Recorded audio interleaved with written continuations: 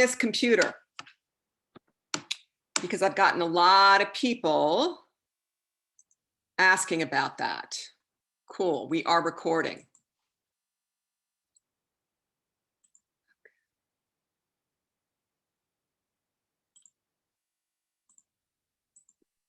You cannot minimize Zoom when you are recording.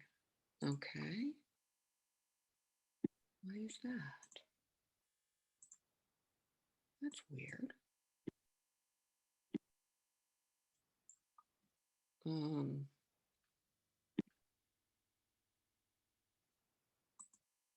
One second, kids. Okay. Beauteous. Welcome, guys. Welcome. My name is Caroline McKinley. I am the Education and Outreach Librarian at the Capozzi Library. And I'm actually joined this morning by my colleague. Angie can actually quickly introduce herself if she doesn't mind.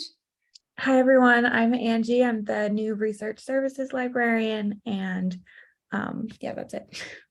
And so much more than just that's it. She's wonderful. And Angie actually teaches our EndNote class, our EndNote desktop class, which, as I'm sure you're very familiar with, is our citation management program that the library subscribes to, which you as students it's readily available to you. It's a wonderful program to allow you to organize your citations, to cite while you write, to annotate your articles that you may choose for your systematic review. So it's really wonderful if you want to book a consultation with Angie separately from this, as well as or have her do a group class. She is readily available and she's wonderful. All right, so let's begin. We have a nice small group here. And I have a suspicion we're going to have people joining in momentarily. But what I'd like to do in under an hour, and you will not fall asleep, I promise you, is we're going to go through, this is going to be an overview of the steps needed to conduct a systematic review in order to find the best answer to your research question.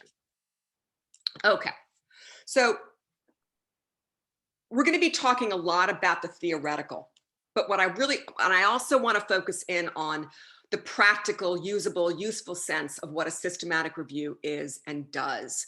And as such, I want to show you some actual examples, published examples of a systematic review, to show you how those steps in theory end up becoming a systematic review in actuality. And then I want to show you some resources along the way that will guide you and assist you in each individual step. Understand, these resources aren't a 500-page textbook. They're essentially, it's directions, very concise instructions, very specific to an individual need that you're going to be having at that step. I'm actually closing my video out so I don't distract myself. So oftentimes, people think that they're doing a systematic review when in actuality, they're really not doing a systematic review. So what is a systematic review? A systematic review, it is a research study. It requires a carefully specific thought out research question, an investigative team, those of your colleagues who'll be working on this, a study protocol, which is essentially your playbook that will guide you along the way until it is started, completed, and published. And that's the goal, right? To be published. It is a secondary study. It's a study of a collection of primary studies that pertain to your research question. And those primary studies have been examined, evaluated, praised, selected, consolidated from high quality evidence to spit out, to provide a conclusive answer to your question. It consolidates the best evidence so decisions can be made, resulting in the best outcomes. They're a method to understand the totality of the best, highest level, and most verifiable evidence as it pertains to your research topic. All right? And I say this because they are very different from a review article. Review articles are also referred to as narrative reviews, literature reviews. Very, very important. Literature reviews, review articles are very important, but they're subjective. They're not a systematic review. There's no research question. It's an overview or a broad examination of what is out there, the published scientific literature on a topic, and it's usually from one author's perspective. There's no critical appraisal of the research. The scoping review, there is a research question, but there's no scrutiny. There's no critical scrutiny of the methodology of the studies that went into the final product. And oftentimes the purpose is to identify gaps in research, what needs further research.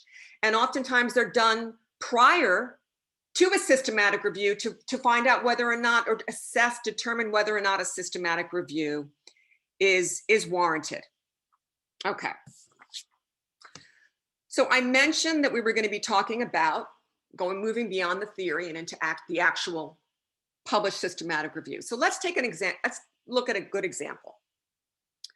We're going to see the clearly stated objective, the search methods, where they searched, and then the selection criteria, the what. What does the study need to look like in order to answer the research question? The types of participants, perhaps the age range, the problem, the study design, the intervention, the treatment, the exposures, the outcomes of interest. Okay. And here are one of those first resources that I wanted to point out to you. It's called the PRISMA checklist. And Angie, if Angie can, or we can do it at the end, she's going to put in the chat, or I can show you at the end, the link to this my systematic review LibGuide, which has this presentation that I'm doing right now available to you. This will also be where the recording is going to be housed.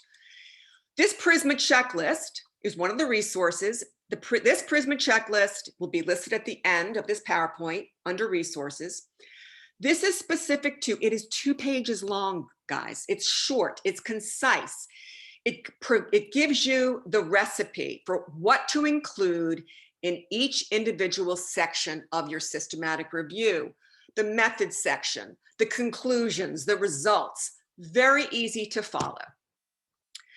Keep in mind, this is the abstract. This is outlines what is to become. So this is not going to be as comprehensive when we get into the meat of the paper. So very simply, this is the selection criteria. This is what you will use later on when you're kicking out studies that don't meet this criteria that answers this question. So essentially, the selection criteria provides the parameters of what the study needs to look like. And then you're going to base your search methods right here off of finding these studies to answer this question. And the question is very specific. You want your research question to be very clear and concise and specific. To evaluate the effects of aripiprazole compared with other typical antipsychotics for people with schizophrenia and schizophrenia-like psychosis. I'm going to get really picky here. And in the meat of the article, they define, they list, I think there are 3 or 4, maybe 3, what these typical antipsychotics are, the conventional antipsychotics that are being used here and now. But they could have said other typical antipsychotics, namely, blah, blah, blah, blah, blah, blah, blah, blah, blah. That's all. Very picky, I know. But this is perfectly fine. It's very specific. It will launch you on your way. Here's another one. This is an article from the Journal of Clinical Anesthesia. Here we have, the research question in green. Again, this is just the abstract. We have the search where they searched right here. The search strategy is going to get much more detailed when we get into the meat of the article. And again, here is the eligibility criteria. Okay, the inclusion, exclusion criteria. So the search methods here, as I mentioned, are in purple. This is where you will search, all right? To find the studies in yellow, to answer the question in green.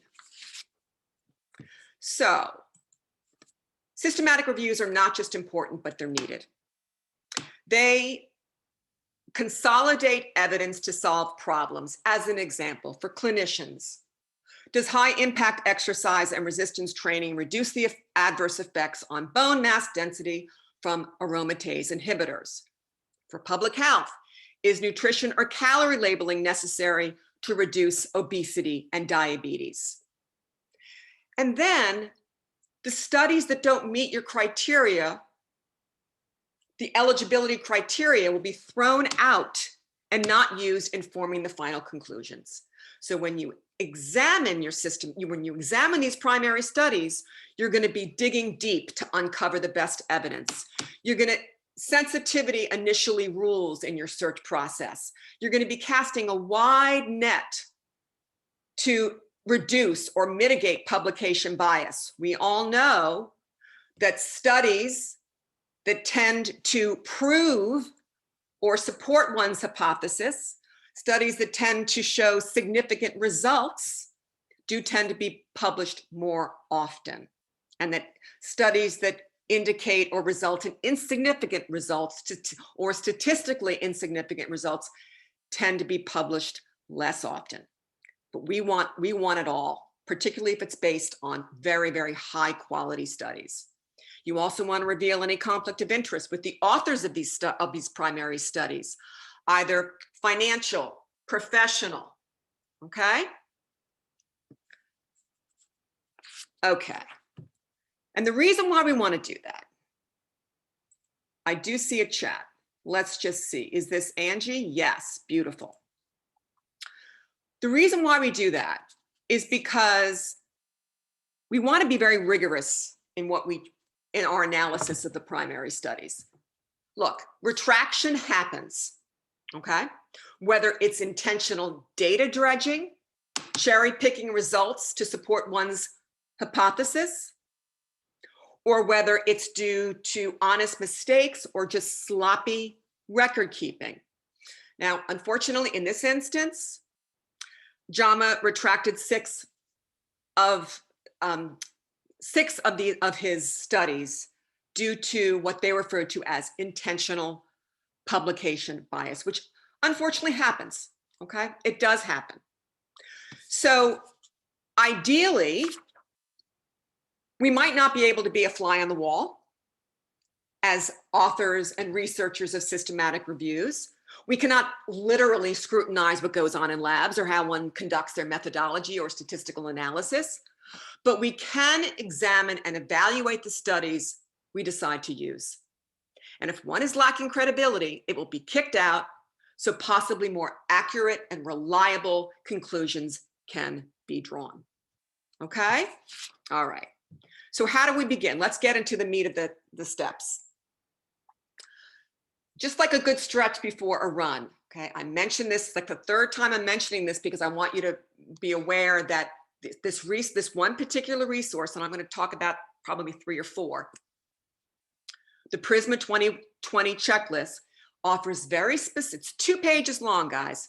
It offers concise instructions on what to include and how to write each section of your paper, right? It's not long-winded, it's very specific. And then there's an expanded PRISMA checklist, which is maybe 5 pages. And that will help you document your search strengths and search strategies. So it is clear, reproducible, and reviewable. It shows you how to document your information sources, your databases, your search strategy, your selection process, okay? In addition, there is another resource. Now, don't get scared. This is actually a book. It's a free book that you can download, but all you have to do, you can read some of the chapters and they might be interesting. But for this particular instance, you can just go to pages 8 to 15, detailed step-by-step outline of each step in order to how to conduct a systematic review, from the preparation to the team assembly, to the selection process, to building the protocol, to the final published product. Very, very simple, very easy to follow. It's in consecutive, it has these consecutive numbered standards. And you see here, there's one in particular, standard 2.2, how you want to manage bias and conflict of interest in your team itself, okay? You don't want authors of your systematic review on your team selecting studies to support their point of view. You need to let the data support the answer to the research question. So you see how simple this is, or how concise it is. Here we go into the developing your systematic review protocol. I will get to that in more detail when we get to that step. The protocol is essentially your playbook. How are you going to conduct this systematic review from start to finish? And then you see here as an example, 3.2. This indicates the purpose of, you want to cast a wide net, the breadth of the search. You don't want to choose studies based on whether or not they yield a statistically significant result. You want to include studies that perhaps there was no significant result, but if the primary study itself was of high methodological quality, you want to include that in your final analysis, which is why they're saying search great literature databases. We're going to get to that, and that's more detail in that step. Great literature essentially is the literature that has not been published by commercial publishers such as JAMA and Lancet and the New England Journal of Medicine. Great literature would be studies that perhaps a conference paper, okay, published by a conference proceeding, okay, or a clinical trial it's only been registered, that has not made its way to a final published product yet. Okay. So your first step, what is your question and what is the problem you are addressing? Think of your research question. If you're a runner or an exerciser or whatever it is you do, think of it as your starting block. It will get you, it's really going to launch you, your question, the specificity and the quality of your question. And by quality, I mean need for the question, need for answering the question, and as well as your passion for researching that. Keep in mind, you're going to be working on this at the bare minimum 6 months. So you really want to feel good about what it is you're pursuing. And that will keep you on your path, keep you on your trail. So you want to ask yourself, is there a need for an answer? Does it lend itself to a systematic review? Has it been done before, right? Think of that article that I showed you earlier about anesthesia. Children receiving anesthesia. You can follow the PICO format. P meaning population, problem, I meaning intervention, C comparison, O outcome of interest. There are other frameworks that you can use to refine your question, but this is a nice way to keep your question very, very concise. So we have the population, pediatric inpatients. I will be the intravenous anesthetics. They're comparing it to inhalational anesthetics and the outcome of interest in reduction in adverse reactions. Okay. There are other frameworks. There's PCS, which is prevalence, incidence, and population.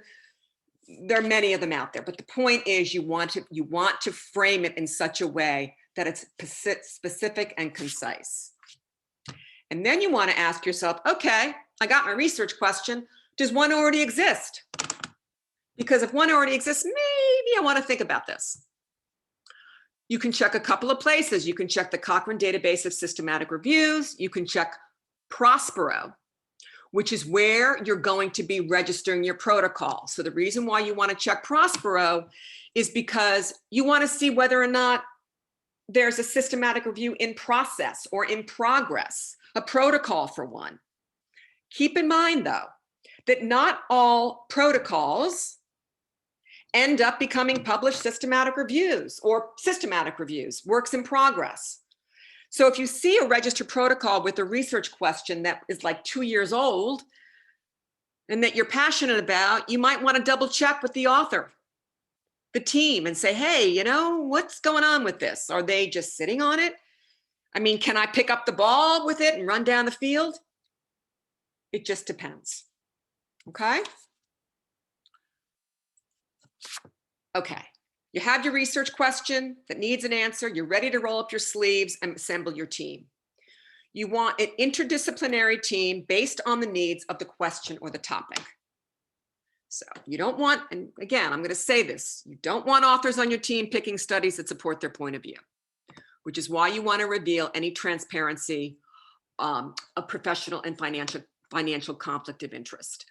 So if your topic has to do with aromatase inhibitors affecting bone mass density and resistance exercises, perhaps you want a doctorate of physical therapy on your team, okay? Or if it has to do with schizophrenia-like psychosis, perhaps you want a behavior of someone who is an expert in behavioral medicine.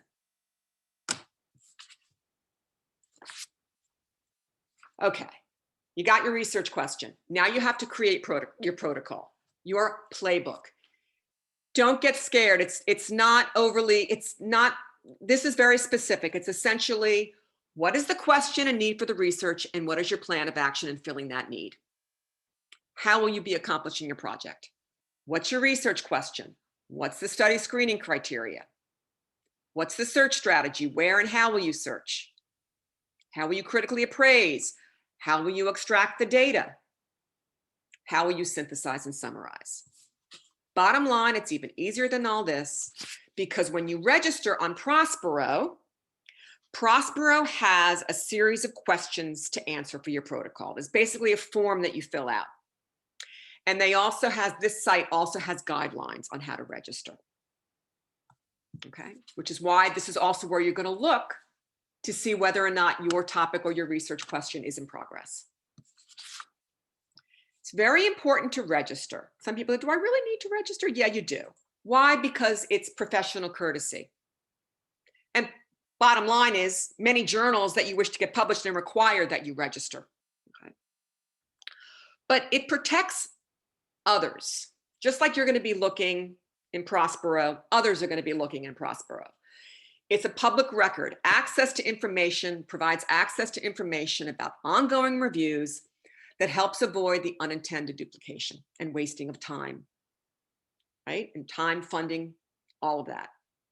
And that public record keeps you honest, protects you and the credibility of your study, reveals how you did it. And it shows how you intended to answer the research question from start to finish. And you can amend. Of course, you need to give reasons as to why you amended. And then the final results can be compared with what was initially attended at the registration. Now, the timing of when you register has gotten a little more strict.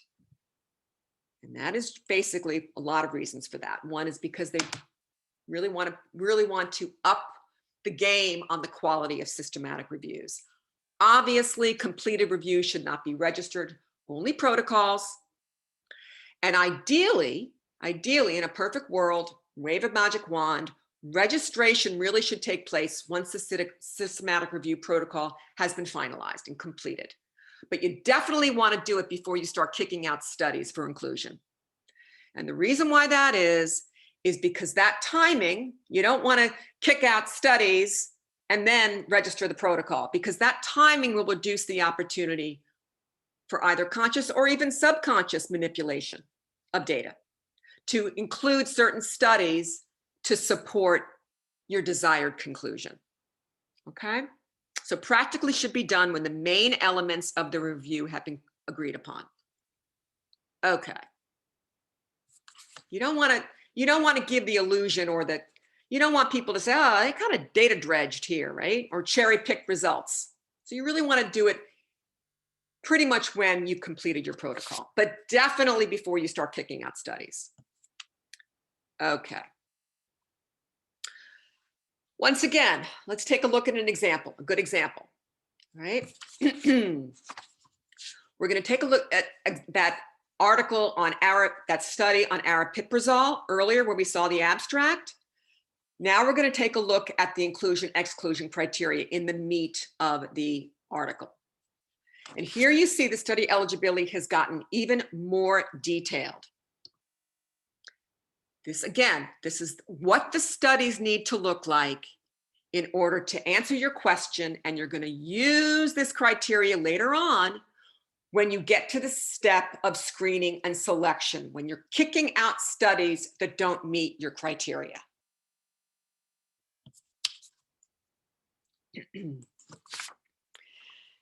And here is that article that we saw earlier on anesthesia with children. Here is the eligibility criteria. Then we're getting into the meat of the article. Here we have, again, randomized control, the study design, the age of the children, the intervention, the outcome of interest. All of this will be used later on in the screening and selection process, because you're going to be looking at the title and the abstract. And if it's a geriatric population, you're going to kick it out. And we're going to get more detail to that when we get to that screening and selection process. But this is what you will use when you get to that step. Okay. Okay, now, bear with me. Okay, your search strategy. Now you're going to base your search strategy off of finding these studies. You're going to be searching bibliographic databases, at the very least 3. You might search a subject-specific database like PsycInfo if your topic has to be on schizophrenia-like psychosis. You might want to contact pharmaceutical companies for studies that have not been published yet. And there's going to be other sources for gray literature that you might want to, that you definitely don't might want to investigate, you do want to investigate. And the reason for that is because not everything ends up being published. We know that publication bias prohibits studies that produce insignificant results, statistically insignificant results that don't end up becoming a published final product in a peer-reviewed journal. Okay, so gray literature, I'm sure you're well aware of, has a couple of synonyms. And it really, fugitive literature is one. And again, the reason why you want to search gray literature is because at this stage, sensitivity rules. You want to cast a very large, wide net to gather all of those relevant studies and data, either published or unpublished. Okay.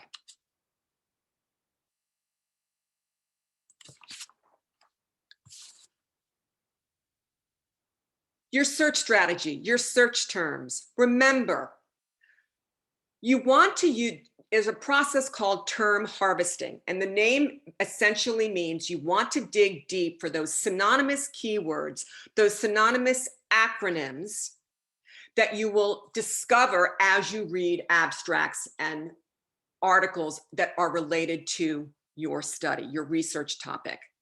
And you're going to be documenting your search with a very specific description that includes when did you search that database? What's the database name? The search filters, if you used any. All right.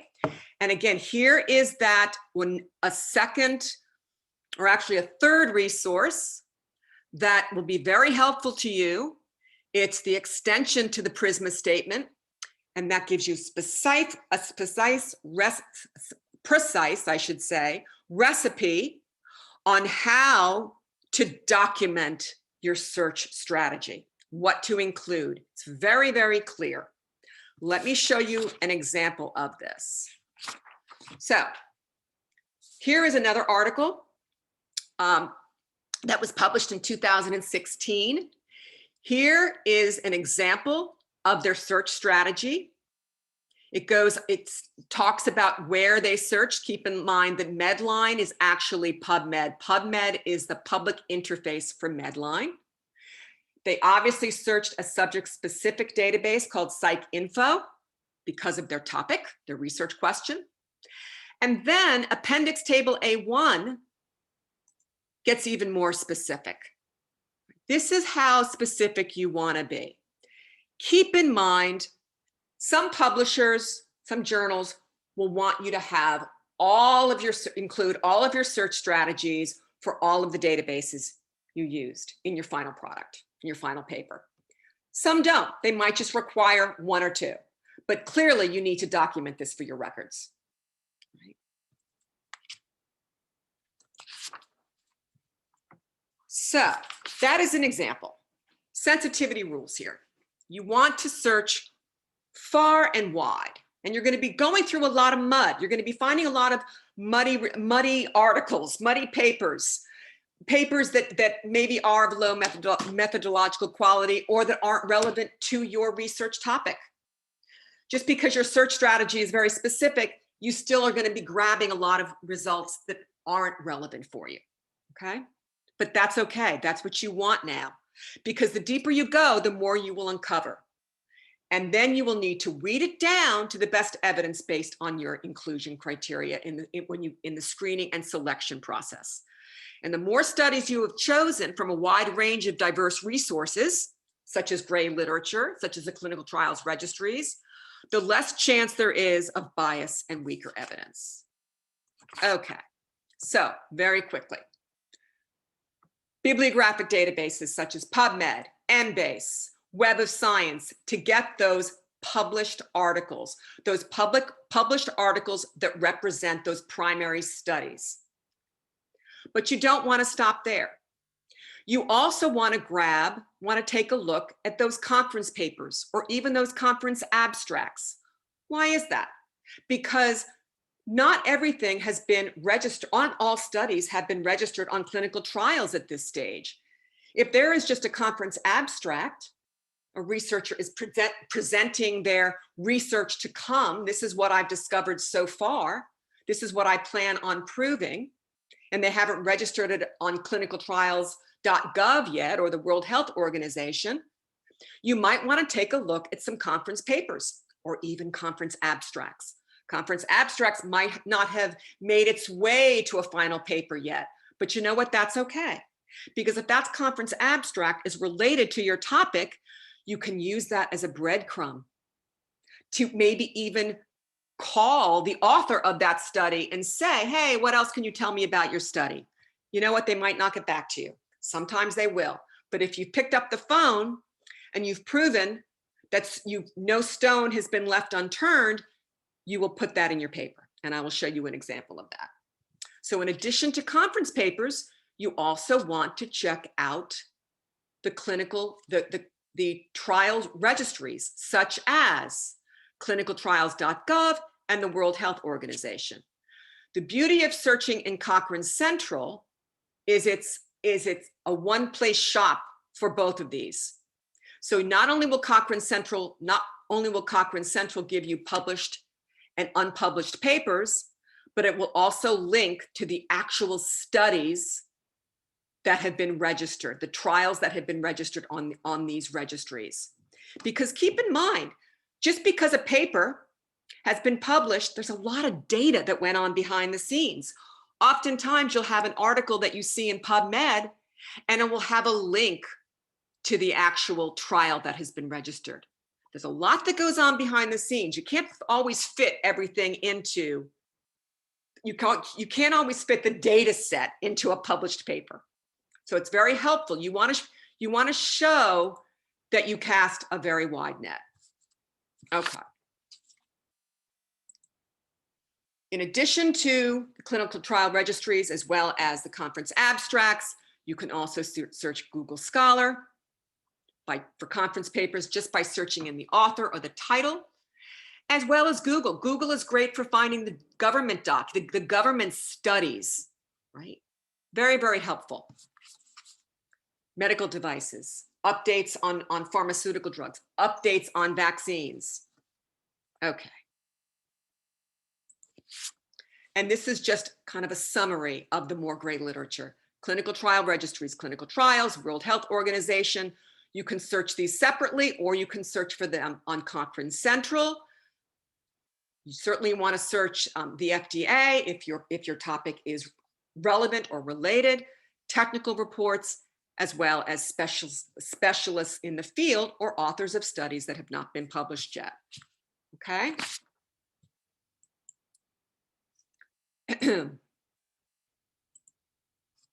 And this is an example to illustrate the breadth of a search. This is an article on preventing complications following facial plastic surgery that was published in 2014. And as such, they searched the Cochrane Wounds Group Specialized Register. This is a specialized clinical study registry that pertains to management of wounds, okay? In addition, they also search Cochrane Central, as well as these databases for published articles. So they search for published and unpublished studies. Just because a study has been registered does not mean it has been published. And we know the reason for that. This continues on. And here we have searching other resources. We scrutinized reference lists of any identified relevant studies for additional citations. We contacted specialists in the field and tried to contact the authors of the included trials for any possible unpublished data, but with no success. Okay, they tried. And that's what you want to do. You can either, I'm not suggesting you put in the author's cell phone number, obviously not, but maybe you might even want to say, we contacted specialists in the field as it pertains to a particular study. Okay, so in a nutshell, conference proceedings, current studies or trials that have not been registered. Not everything gets registered. And you also want to investigate registered clinical trials that have not been published.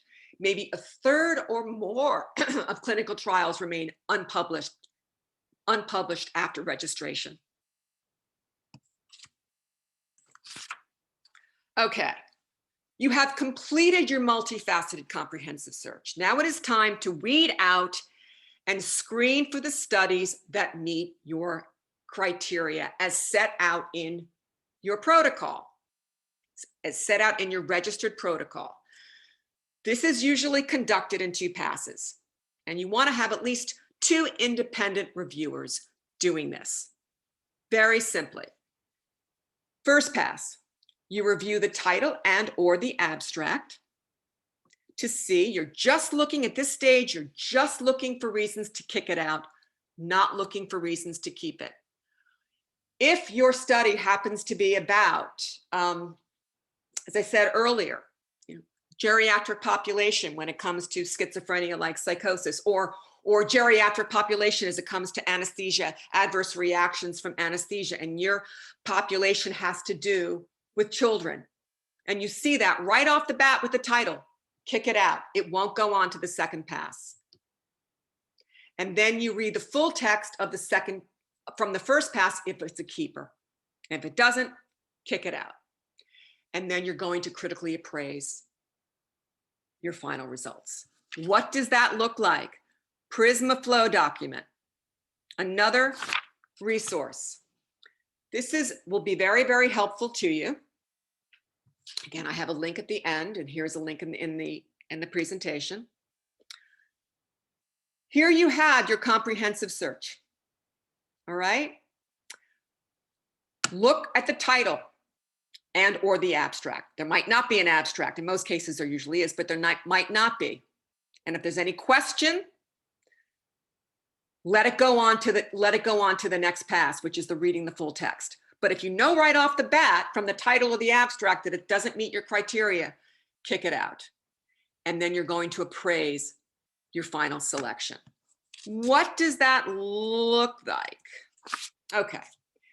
This is a flow diagram that was published in an article in 2016. And it's a visualization of your screening process. Okay. Here is the comprehensive search. They started out with 210. They excluded, just from looking at the title, they excluded 132, and these are the reasons for the exclusion. Then we have 78. All right, it goes on. They took a look at the abstract. They kicked out 33, and these are the reasons for the exclusion. From that, we go on to 33. Okay, these are the articles included after screening for the full text.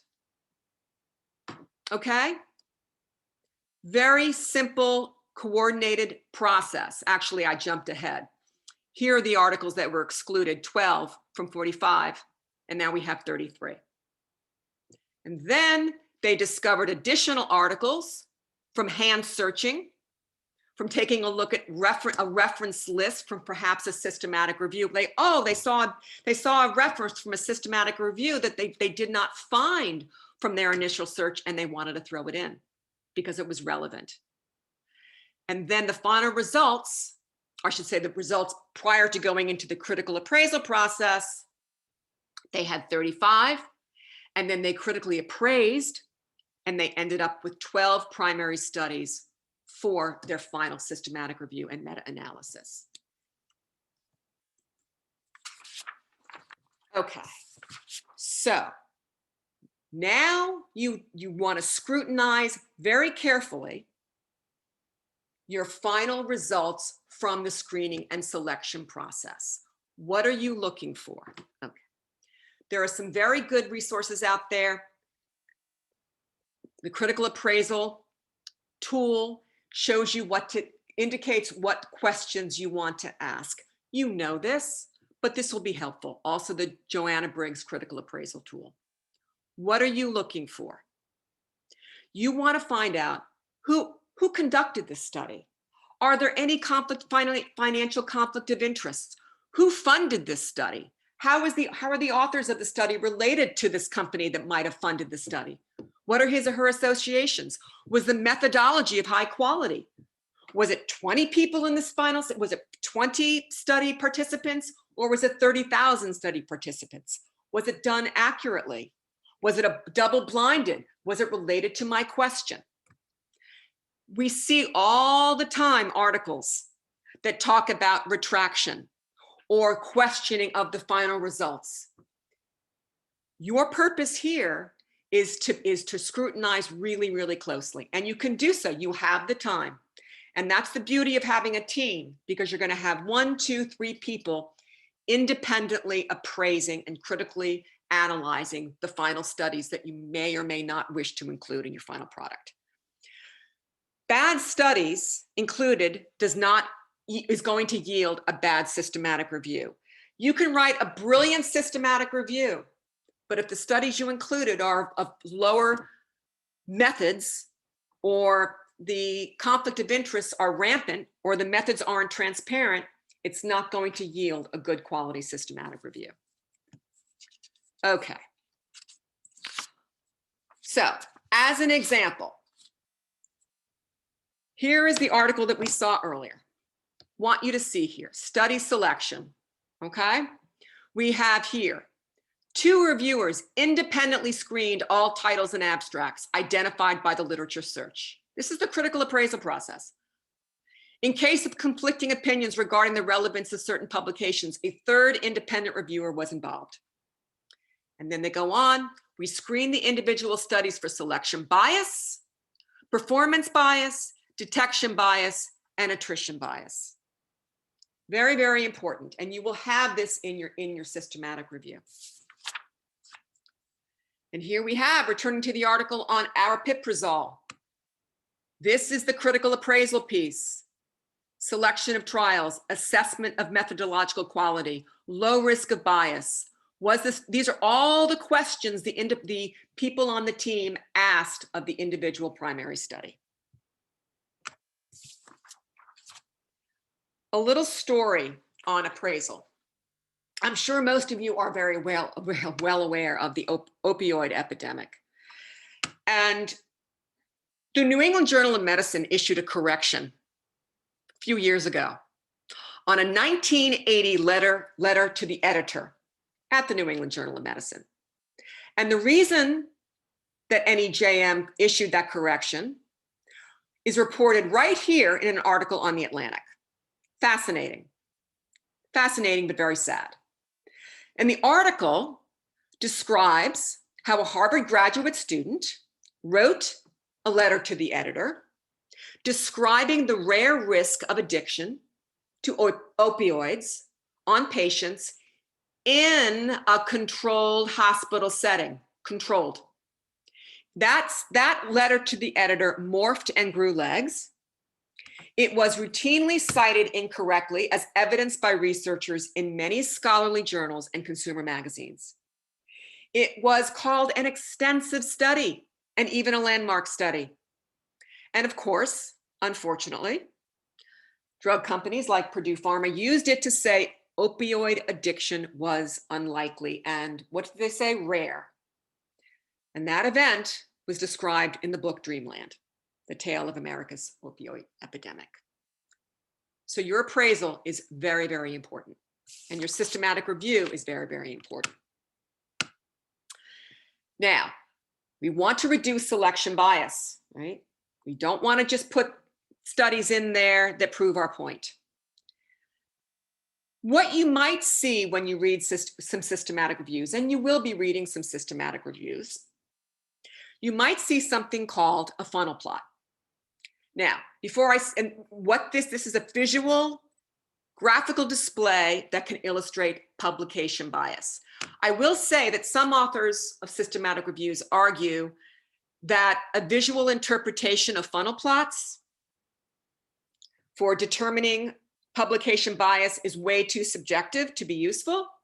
There's probably a lot of validity in that. But I just wanted to give you an overview of what it is. Should you see it in your systematic reviews that you read, so you kind of get an understanding of what it is. So bottom line, very basic. Ideally, so here we have the y-axis, size of the study increases as we go up on the y-axis. So this is going to be study, and each dot represents a primary study as included in one's systematic review. And the x-axis illustrates the treatment effect. All right, so to the right of the line of no effect, we have positive results or significant results. And to the left of the line of no effect, we have insignificant results or negative outcomes. Okay. So ideally, as the size of the study increases, the reliability of the results of that study increases. So therefore, the reliability of those studies should be more in line, similar results, similar conclusive answers, with the spread widening at the bottom, because smaller studies are going to tend to be less reliable, and the results of those studies are going to have a wider range of results. All right, so smaller studies size scatter at the bottom for lower methodological value, and as the precision of the results will increase as the size of the study increases. Very, very basic overview. Okay. You're going to have a lot of data that you wish to manage. And obviously, clear record keeping is essential. You're going to be collaborating with others, so they need to understand what it is you have done. You hear the word reproducible a lot. That is a goal. That is your goal. But at the very least, what you want is to make sure what you have done is clear and reviewable. So we as readers can see what you have done and say, hey, their search strategy, their search was exhaustive. They cast a huge wide net to include all of the primary studies that could be possibly relevant to their final product.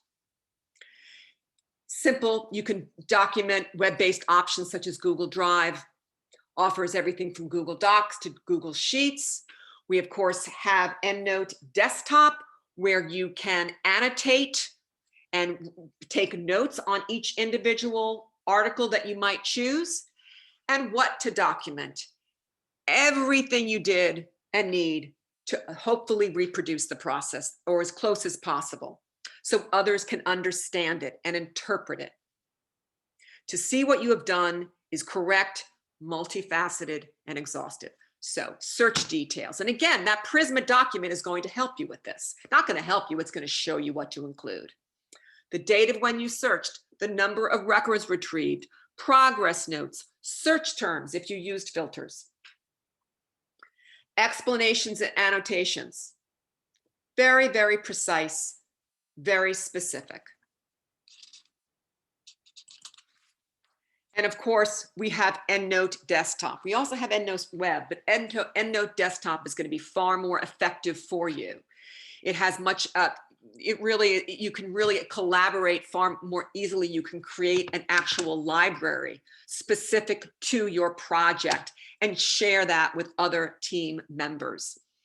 It saves your citations and abstracts and your full text articles into folders and subfolders with links to those articles or PDFs of those articles. You can cite while you write. While you're writing your paper, you can very easily insert an in-text citation or a full reference, and you can export your references into a final spreadsheet. Okay. You have screened, you have selected, you have sorted, you have appraised. Now you have your primary studies, your 5, 6, 7 primary studies, and it is time to extract the data and make your conclusion, synthesize your data to one final conclusive answer. If you are doing a meta-analysis, which I'm going to get to that more specifically in the next slide, you can use a software, a program called Covidence. It is fee-based. I believe last time I looked, they actually have a free trial. They might even have a very significant reduction in price for students. And you can create comparison tables of the study. You can then export that data into another Cochrane software called RevMan Web. It too is fee-based. And if you are performing a meta-analysis, that data from Covidence will create that meta-analysis for you. It will present the results graphically in what is referred to as a forest plot. And I'm going to show you an example of a forest plot. Or you might do a narrative analysis. So bottom line is, meta-analysis, if you decide to do one, you don't have to. That is a statistical analysis of all of the data from the primary studies into one final answer. It's a quantitative summary of the results. It's basically a statistical pooling or an aggregation of the results from the different primary studies to provide a single best conclusive estimate of all of those studies. If you don't do a meta-analysis, results from the qualitative data or the quantitative data are analyzed and summarized with a conclusive narrative without being statistically combined.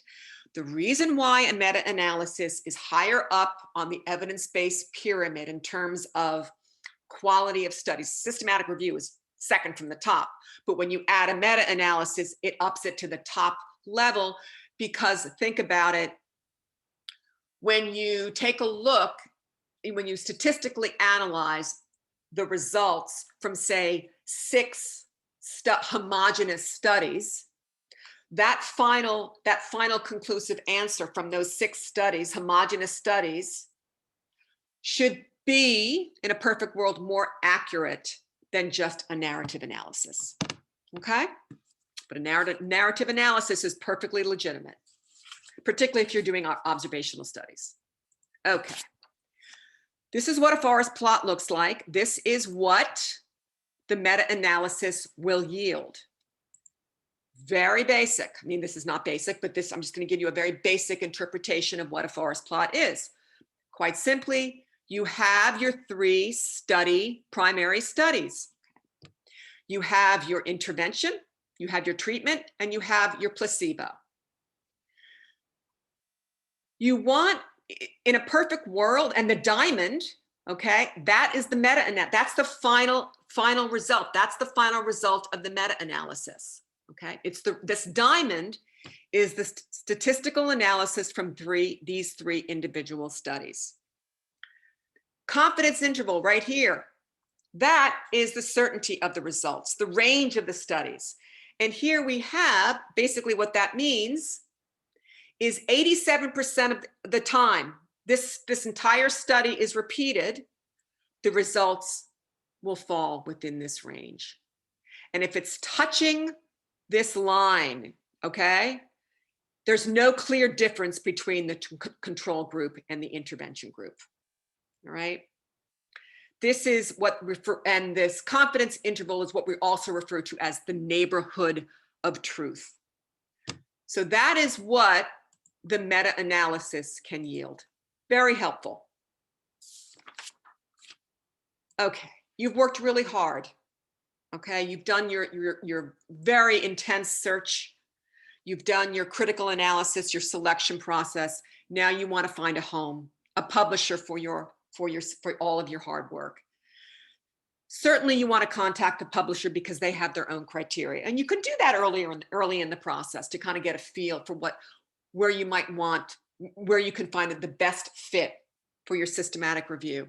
We also have a very helpful scholarly communications LibGuide, as well as a database called Journal Citation Reports. If you have any questions about it, reach out to us. We're happy to show you how to navigate. It offers impact factors and degree of influence on the journals that you might be seeking. The Scholarly Communications LibGuide also has a lot of resources within it, such as Jane Biosemantics. That is a great resource, obviously related to biomedical journals. You can actually search for an appropriate journal there just by inserting keywords or abstracts. Okay. And then again, this is going to be available to you. All of this, I have resources on how to help you organize your systematic review. We went through all of this, but I'm just going to quickly say again, this is the 27-item checklist on what to include, how to write specifically your introduction, your methods, your results, your discussion. The flow diagram, that is the visualization of your selection and screening process. And then you have your Prisma extension. That is how to document your search strategy and your search process. And again, finding what works in healthcare. That is going to be a step-by-step approach to how to conduct your systematic review from start to finish. And then, of course, we have additional resources that you can take a look at. Okay. That was a lot, I know.